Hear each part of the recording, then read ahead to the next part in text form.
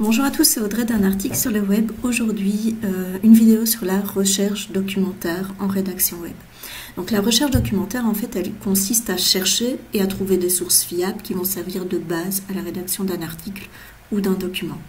Elle peut également servir à augmenter nos connaissances, surtout si on se spécialise dans un domaine de rédaction bien précis.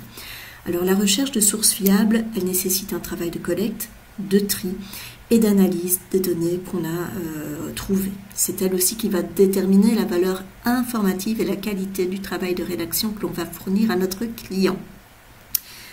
Si ce sujet vous intéresse, il sera plus amplement développé dans un article sur le blog.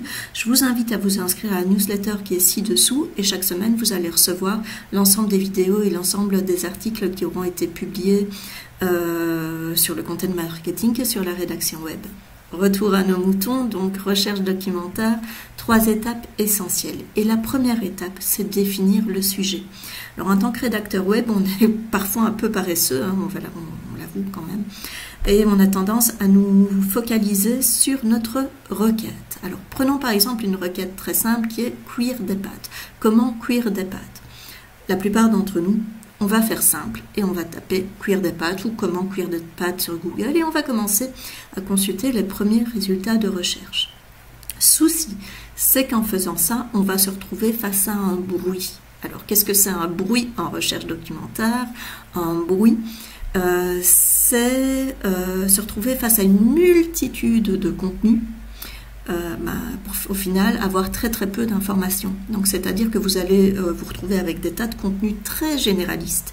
Et donc, par exemple, pour cuire des pâtes, vous allez avoir faites bouillir de l'eau, salez légèrement, plongez vos pâtes, laissez cuire 8 à 10 minutes et retirez de l'eau. C'est prêt. Et voilà, donc ça, c'est ce qu'on appelle un bruit. C'est la base de la base en recherche documentaire.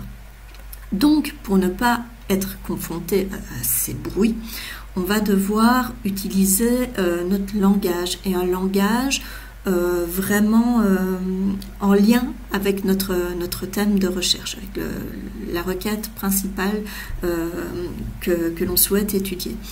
Et donc, on va poser des questions. Comment cuire des pâtes al dente? Comment réaliser un gratin de pâtes? Comment éviter que les pâtes ne collent. Donc voilà, donc on va vraiment faire plus de recherches et on va se poser un maximum de questions autour de notre sujet principal. Ces questions, ce sont des questions que les lecteurs vont se poser également et donc qui vont leur apporter une information utile si on répond bien évidemment correctement à ces questions. Donc ça, c'est l'importance de la recherche documentaire. Et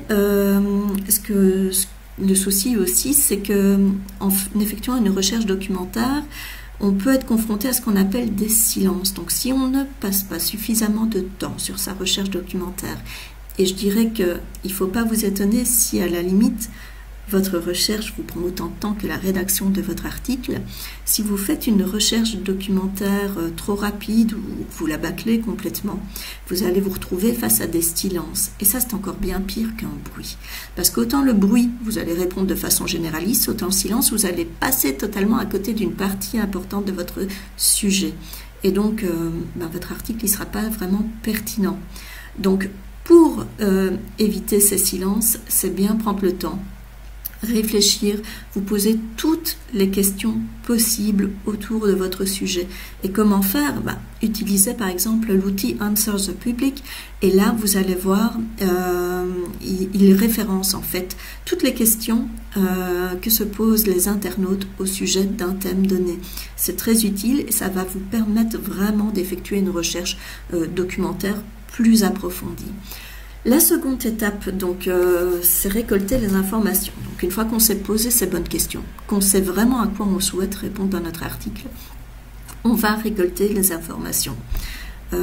L'important dans une recherche documentaire, et cette partie va être vraiment développée dans une autre vidéo et dans un autre article, on vérifie l'origine, on évite les sites trop généralistes. On vérifie la date de publication. Hyper important aussi si votre article a 3 ou 4 ans et qu'il traite sur les Gaulois, pas trop de problème, l'histoire reste l'histoire. Par contre, si votre article traite de lois, je sais pas moi, d'actualité, de technologie, peut-être qu'il risque d'y avoir des informations qui sont totalement dépassées. Dans ce cas, vérifiez bien vos sources. Vérifiez l'auteur, auteur généraliste, expert dans son domaine. Vérifiez le support, donc que ce soit un article de blog, que ce soit dans un magazine. Vérifiez quand même que ça ne soit pas, par exemple, un journal un peu parodique ou un site qui aime faire du bad buzz, des choses comme ça. Donc voilà, vérifiez vraiment la pertinence du support sur lequel est publié vos sources. Et posez-vous la question aussi de l'utilité pour le lecteur. Donc, est-ce que cette information-là, est-ce que je la garde ou est-ce que je la jette? Donc voilà, utile au lecteur ou pas, c'est simple. En fait, ce qui est utile, vous gardez, ce qui n'est pas utile, vous supprimez, tout simplement. Troisième étape importante d'une recherche documentaire, c'est la veille. Donc une fois que vous avez collecté toutes vos informations, que vous les avez traitées, que vous avez rédigé votre article, c'est bien beau, mais encore faut-il continuer à fournir dans le temps des informations pertinentes à vos lecteurs ou aux lecteurs de vos clients. Donc là, ça va être un travail de veille informative. Pour ça, qu'est-ce qu'on fait? Toujours, on suit les sites d'autorité, newsletters, réseaux sociaux de sites vraiment d'autorité, d'experts dans le domaine. Google Alert, hein, votre meilleur ami, vous mettez une petite annonce, une alerte en fait sur le thème qui vous intéresse, vous utilisez Google Alert et vous modifiez votre article quand c'est nécessaire. Faites ça aussi pour les clients pour lesquels vous avez des contrats à l'année.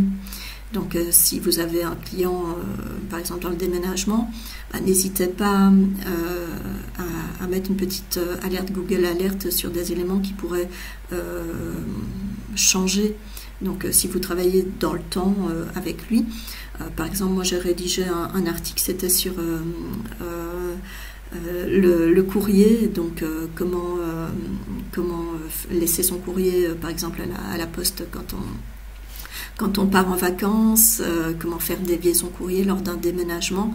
Voilà, régulièrement en fait je contrôle si les informations, si les prix, parce qu'on avait mentionné des prix, si les dates, si le temps de conservation du courrier n'évolue pas, et s'il est amené à évoluer, dans ce cas je modifierai l'article pour le client. Donc ça c'est quelque chose aussi que vous pouvez faire. Donc la recherche documentaire, c'est un élément important qui est souvent trop négligé de la part du rédacteur, et pourtant il a un impact considérable sur la qualité informative de votre article. Donc surtout ne laissez pas cette partie de côté au profit de la rédaction pure. Ce qui a de la valeur aussi dans votre travail, en plus du référencement, en plus de votre style littéraire, ce sont les informations que vous mettez dans vos articles. Donc voilà, ça c'est quelque chose d'important. Une seconde vidéo va venir, donc je vous avais dit où trouver des sources, je vous en parle bientôt dans une seconde vidéo, un second article, pour ne rien manquer donc des informations liées au métier de rédacteur web, à la rédaction web, au content marketing. Encore une fois, inscrivez-vous à newsletter, vous allez trouver le lien ci-dessous. Je vous dis à bientôt et une très bonne rédaction et avant tout une bonne recherche documentaire dans ce cas. Allez, au revoir.